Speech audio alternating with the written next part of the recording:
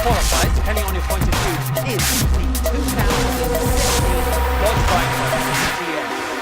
But don't just take my word for it.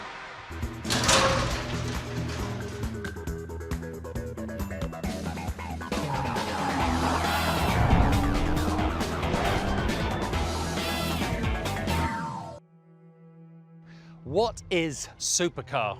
Its lineage, its design, its power. Or how many of them do you prioritize to make performance, technology, and craftsmanship?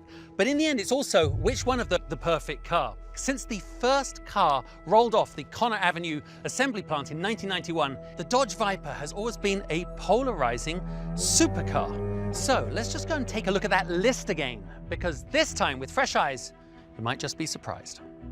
Victorious in 3 Nürburgring 24 hours, 3 Le Mans 24 hours, 5 BMW and Ferrari and Corvette. So lineage, check. When it comes to design, especially in a sports car, you want something that doesn't just look like everything else.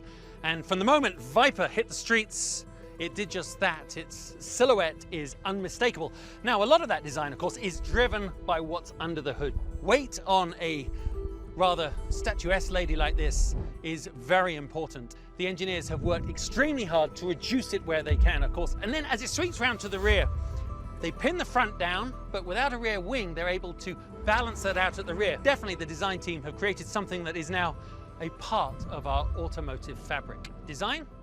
Check. With 645 horsepower, 600 foot-pounds of torque, all out of that V10 8.4 litre engine. So when it comes to power, that'll be a yes. Hand-stitched, hand-welded, hand-built. And in fact, on the GTC, so customizable, there are over 24 million ways to make your Viper your own, just like a Savile Row suit. Craftsmanship, that's a check.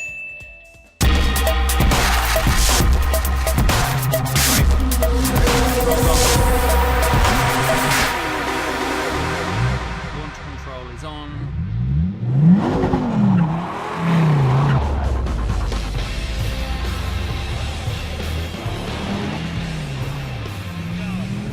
You can just feel, that's what raw power, that's pure power, shuddering up your spine.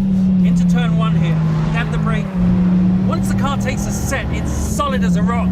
I can really feel every bit of it working to get maximum grip. It gives me huge confidence. And it's very predictable, allowing me mid-corner to really get on the power and feed it out. Coming through here, sliding up, you naughty girl.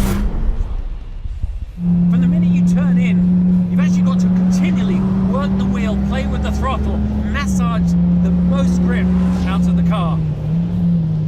But isn't that the point? You're supposed to have input to get output. Now, as a racing driver, we rely on this constant dialogue between my hands, my feet, and what the car is actually doing to the surface of the track. Now, in the Viper, of course, it's more than a conversation, it's more like a yelling match. But it does mean that at any moment, you see, you know exactly what's going on. The Viper holds the track record at 9 major US tracks in the production car class. You can hear that.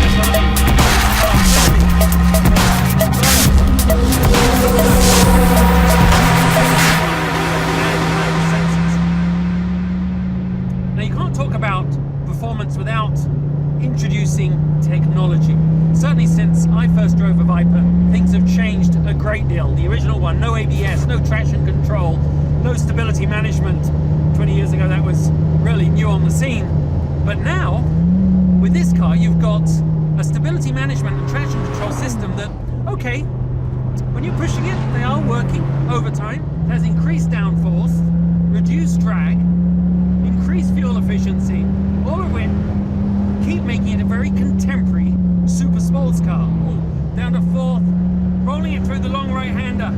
Like it's over the bumps, very compliant, having to work the wheel a little bit, trying to hold max speed.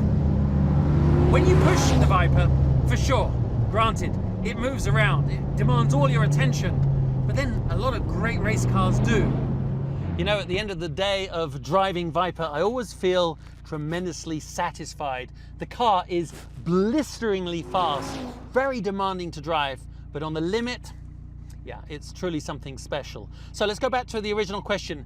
Is